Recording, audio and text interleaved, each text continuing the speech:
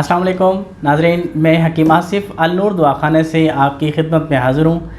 नाज़रीन, आज जो मैं आपके लिए जो चीज़ लेके आया हूँ, इसको मैं अगर डॉक्टर बोलूँ या हकीम, घर का डॉक्टर बोलूँ या हकीम, तो ये कम नहीं होगा।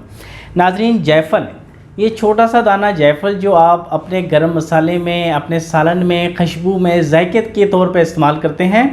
आज मैं आपको इसके फ़ायदे आपको बताऊँगा और इसके टिप्स बताऊंगा जो आप इस्तेमाल करेंगे जब इसके, तो इससे बहुत सारे इंशाल्लाह आपको फ़ायदे होंगे। सबसे पहले नाज़रीन, इसको आपने छीलना है। इसको आपने जब तोड़ेंगे, ये छिलका होता है, इसके अंदर मगज़ होता है, इस तरह का आपका मगज़ निकलेगा, ठीक है।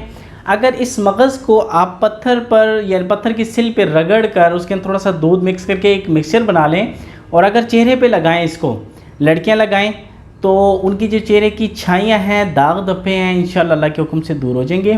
नाज़रीन, इसका एक और फ़ायदा आपको बताऊँ, अगर घर में कोई भी किसी जगह स्लिप हो जाता है, गिर जाता है, उसके गोडे पे चोट लग जाती है, उसके यानी कि किसी जगह जिस्म के किसी हिस्से पे अगर चोट लग जाती है, स्वेलिंग हो जाती है, दर्द होता है, पेन, हड्डी में दर्द अगर होता है, तो इस छोटे से जायफल को पीस कर थोड़ा सा सरसों का तेल लें, उसके अंदर इसको पका कर यानी कि गर्म कर लें। गर्म करने के बाद कोसा कोसा उस जगह पर आप हल्के हाथ से मसाज करें। जज़ब होने के बाद आप गर्म पट्टी लपेट दें, तो इंशाल्लाह सुबह तक आपके ये मामला ठीक हो जाएंगे।